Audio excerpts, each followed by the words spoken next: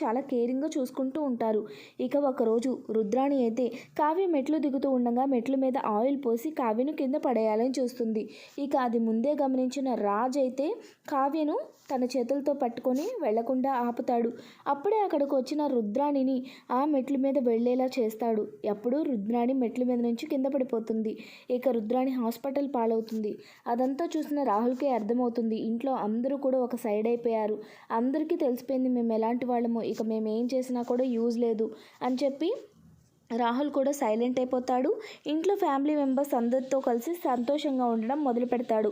స్వప్నతో తన యాటిట్యూడ్ మార్చుకొని కలివిడిగా ఉండడం మొదలు పెడతాడు. ఒక పక్క కళ్యాణ్ ఇంకా అప్పు ఇద్దరు కూడా వాళ్ళ లైఫ్లో వాళ్ళు అనుకున్న గోల్ని రీచ్ అవుతారు, సక్సెస్ అవుతారు. ఇక అప్పుడు కావ్య తన బిడ్డతో కలిసి అప్పు ఇంకా కళ్యాణ్ దగ్గరకు వచ్చి ఇక మీద మీరు దుగ్గిరాలి ఇంటి వారసులే, ఒక హోదా ఒక అర్హత సంపాదించుకున్నారు, ఇక ఆ ఇంటికి తల ఎత్తుకొని రండి అని చెప్పి చెప్తుంది. ఈ విధంగా అప్పు ఇంకా కళ్యాణ్ ఇద్దరు కూడా చాలా సంతోషంగా దుగ్గిరాల ఫ్యామిలీకి వస్తారు. ఇక వాళ్ళిద్దరికి స్వయంగా ధాన్యలక్ష్మి హారతిచ్చి లోపలికి తీసుకువస్తుంది. అదంతా తెలుసుకున్న రుద్రాణి ఇక మీద తనకు ఆ ఇంట్లో స్థానం లేదని అర్థం చేసుకుంటుంది. తను ఎన్ని చేసినా కూడా ధాన్యలక్ష్మి మనసు మార్చలేదు అని, ఇంట్లో ఉన్నటువంటి అన్ని రకాల ప్రాబ్లమ్స్ అనేవి సాల్వ్ అయిపోయాయి అని చెప్పి అర్థం చేసుకొని కుక్కిన పేనులా పడి ఉంటుంది.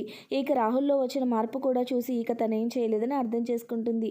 ఇంకా రాజ్ ఇంకా కావ్య ఇద్దరు కూడా వాళ్ళ లైఫ్లో వచ్చినటువంటి కొత్త పర్సన్ అంటే వాళ్ళ బిడ్డను చూసుకొని చాలా సంతోషపడిపోతూ ఉంటారు. దుగ్గిరాల ఇంటి వారసుడు వాళ్ళ ఇంట్లో అలా చక్కగా కేరింతలు కొట్టడం చూసిన ఆ ఫ్యామిలీ మెంబర్స్ అందరూ కూడా చాలా సంతోషపడుతూ వాళ్ళ లైఫ్లో కంప్లీట్నెస్ని హ్యాపీగా ఎంజాయ్ చేస్తూ ఉంటారు. ఈ విధంగా బ్రహ్మముడి సీరియల్ అప్కమింగ్ ఎపిసోడ్స్లో అయితే అందరూ కూడా చాలా హ్యాపీగా ఉండబోతున్నారండి. ఇక రాజ్ అప్పుడే ఆలోచించుకొని కావ్య ఇంకా అప్పు ఇంకా స్వప్న ముగ్గురికి కూడా వాళ్ళు ఇంట్లో ఉండడమే కాదు, ఆడవాళ్ళుగా ఏదైతే వాళ్ళు సాధించారో దాని గురించి ఒక మంచి బుక్ రాయమని కళ్యాణ్కి చెప్తాడు. ఇక కళ్యాణ్ రాసిన బుక్ని తనే పబ్లిష్ చేస్తాను అని కూడా చెప్తాడు. ఇక ఈ విధంగా అయితే నడుస్తూ ఉండగా కనకం ఇంకా తన హస్బెండ్ ఇద్దరు కూడా ఆ ఇంటికి వచ్చి ఫ్యామిలీలో ఉన్నటువంటి సంతోషాలను చూసి చాలా సంతోషపడతారు. ఇది కదా మా లైఫ్కి కావాల్సింది, నేను ఏదైతే కోరుకున్నానో అదే జరుగుతుంది, నా ముగ్గురు కూతుళ్ళు చాలా సంతోషంగా ఉన్నారు, ఇక నాకు జీవితంలో ఏం అక్కర్లేదు అని చెప్పి చాలా సంతోషపడుతుంది. అప్పుడే అపర్ణ ఇంకా ధాన్యలక్ష్మి అక్కడికి వచ్చి ఏంటి వదిన, ఏంటి సంతోషపడిపోతున్నావు, నీ బిడ్డల్ని చూసుకున్నా, ఇక మీద నువ్వు కూడా మాతోనే ఉండాలి అని చెప్పి అప్పుని తన హస్బెండ్ని కూడా బలవంతంగా ఆ ఇంట్లోనే ఉంచేస్తారు.